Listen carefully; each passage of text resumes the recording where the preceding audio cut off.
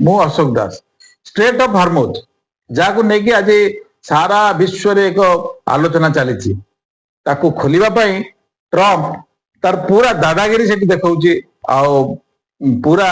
NATO को कही जे नाटोर प्रत्येक देश से आसिक तुम युद्ध जहाज रखिकी ताकू खोल नचेत नाई मु कहा को छाड़बी समस्त को एमती धमकाऊँ किंतु से स्ट्रेट ऑफ हार्मोज देकी भारत वर्ष को आसिक पहुंची शिवालिक जे कि 45,000 मेट्रिक टन एलपीजी गैस नहीं आसिक पहुंची तापर नंदा देवी क्रूड ऑयल नहीं आसिक पहुंची आउ गोटे जहाज जे कि 80,000 मेट्रिक टन क्रूड ऑयल नहीं आसुची तार ना हूँ जगलड़की से यूएई रु आसुची से हॉर्मोज देकरी से आउ किसी दिन पर भारत वर्ष में पहुंचो यह किपर हो जस्ट पार्लियामेंट किसी दिन पूर्व राहुल गांधी आ कांग्रेस आ विरोध दल पूरा गोटे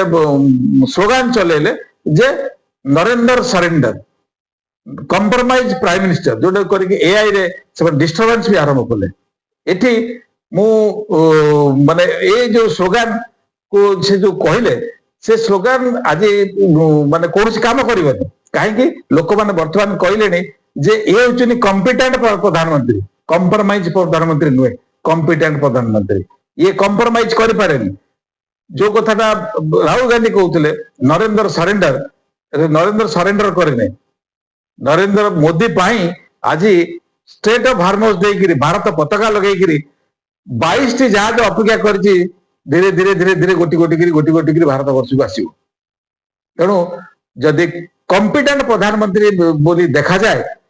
एते विपद भितर कोरोना टू आरंभ कर यूक्रेन रशिया युद्ध टू आरंभ कर ईरान अमेरिका युद्ध टू आरंभ कर सब जिते वैश्विक विपद आसी सबु समय दृढ़तार सहित भारत वर्ष काम करी भारत वर्ष को आगे नेबार व्यस्त अच्छा ए प्रधानमंत्री तेणु